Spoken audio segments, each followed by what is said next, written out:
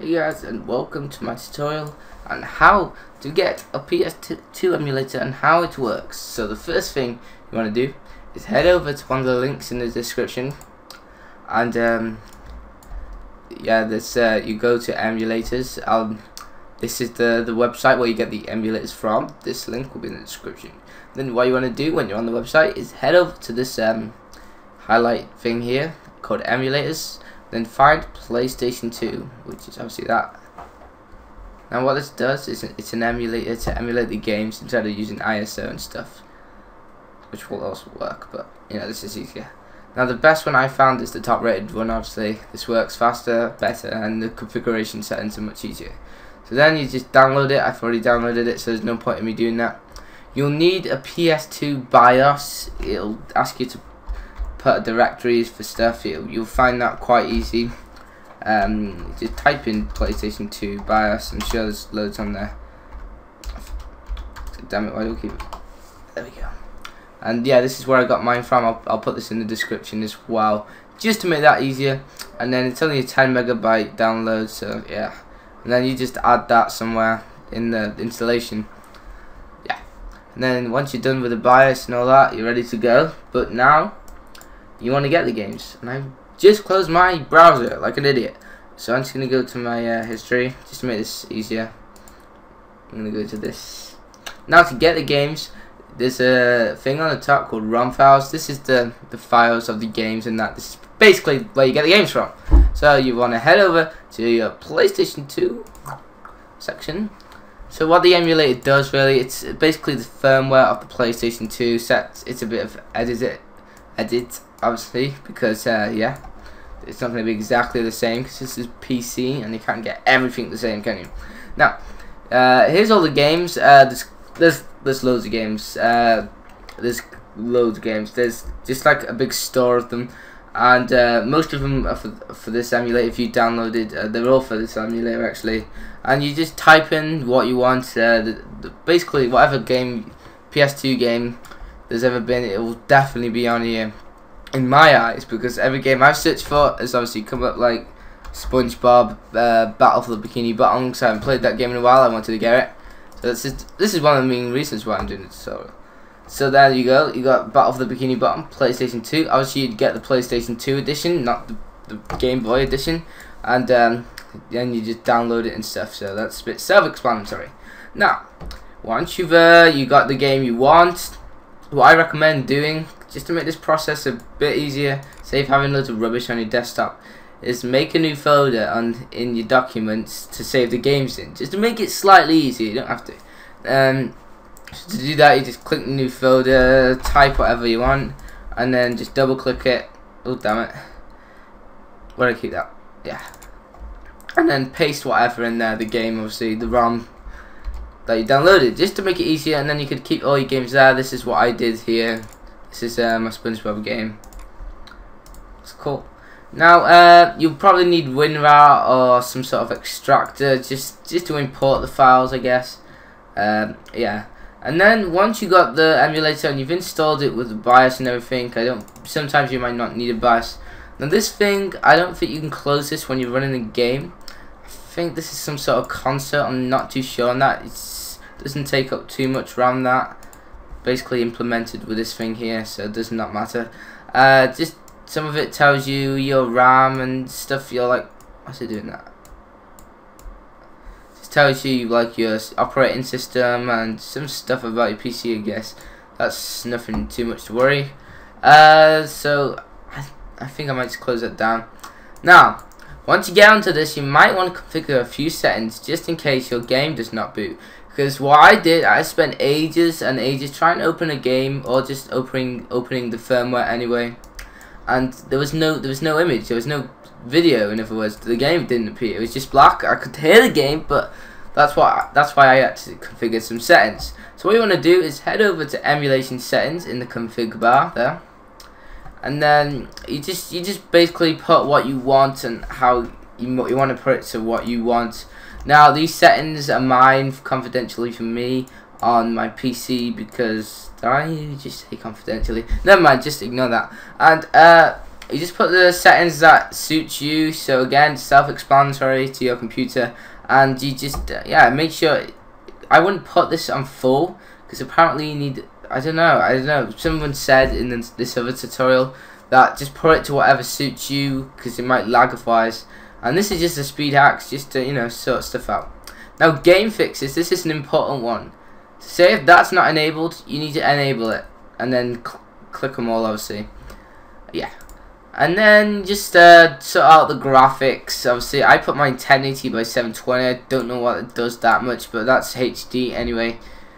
I think that stands for some sort of graphic settings. You could easily just, I think you can change the frames per second. I'm not sure. I think that's sort of implemented into the game itself. I don't know what these are. I just kept them as they were. I don't think you need to change them. I think they're just like speed things and all that. Now that's done. So you just click apply, obviously, and then click OK.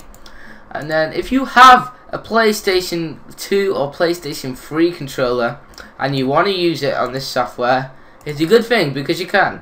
But there's one thing you're definitely going to need for this, and that is the DS tool, Motion Joy. And I'll put a link in the description for that as well.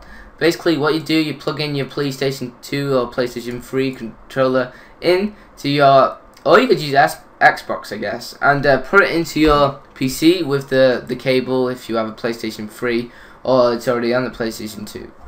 Now it should appear here. You just load the driver in Driver Manager.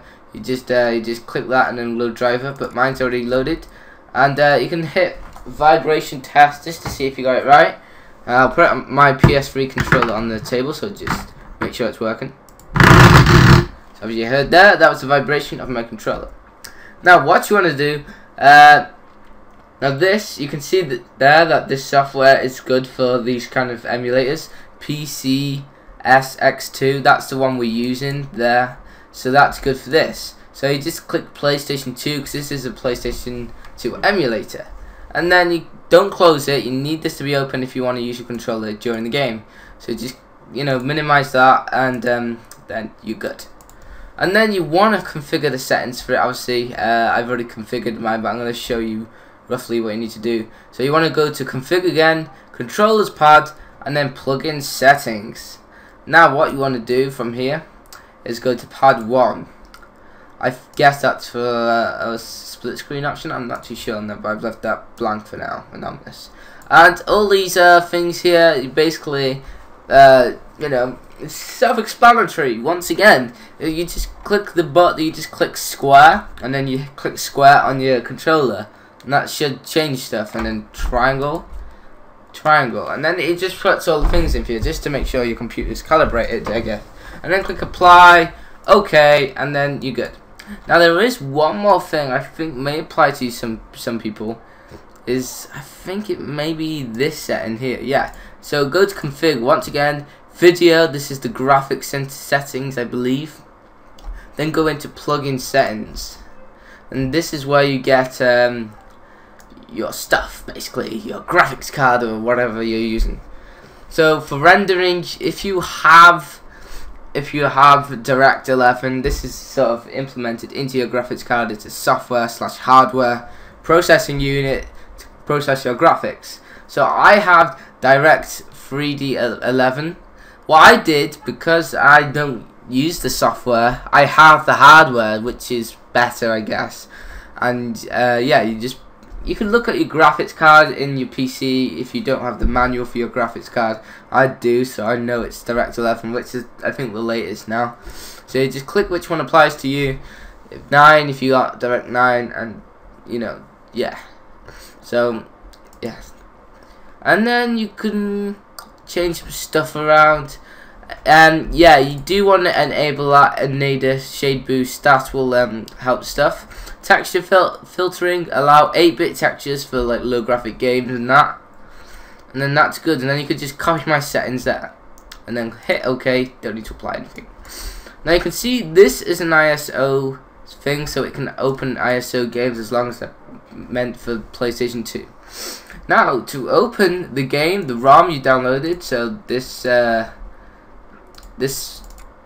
thing here, the game you downloaded and whatever ROM you got, you can open that by going into the program, so you don't need to do anything with that file. It can just stay there. So go back onto your PS2 emulator to open your game, to play your PlayStation 2 game. Finally, is go to System. Now, there's two different options in the system. You can either boot CD, DVD fast, or boot it full. What the full thing does, it basically loads up the PlayStation 2 firmware as well. Basically, what that's doing is running the menu, I guess. And I just go for fast. This is the best option if you just want to play the game and can't be bothered like choosing settings on the PlayStation 2. Just click that. I recommend that. And then my file's already loaded. But if it asks you to browse for a file, basically find it where it is. So for me, it was obviously here. You just open it, and obviously it needs to be a raw file, I guess. And then that game should open like so. And then you can click full screen, leave your mouse on there, and stuff like that. So just to show you that it's definitely working, I'm going to click load game because I'm 7% in the game. I'm going to just show you, just to show this isn't a fake video or something. Now this is the game I got. It's obviously lagging. Well, not lagging, it's just framey because I'm using Camtasia Studio and that's not meant for games, so I'm not using Scraps obviously. The game's working, everything's fine. I really do enjoy this game. I'm going to probably get the movie game as well, so what game you're getting, please leave in the comments because I can help you out with free stuff if you have any problems or anything like that. But if everything has worked for you, that's great because that's good news that you got everything to work and that you're good at softwares. Now thanks for watching. If you are looking for more tutorials like this, please subscribe and that will enable you to keep updated with this channel for more tutorials. So see you in my next video. Please check out my gaming channel where I do gameplay. That channel will be in the description and it is called Daily. So anyway guys, thank you for watching and I'll see you guys on my next tutorial. Bye.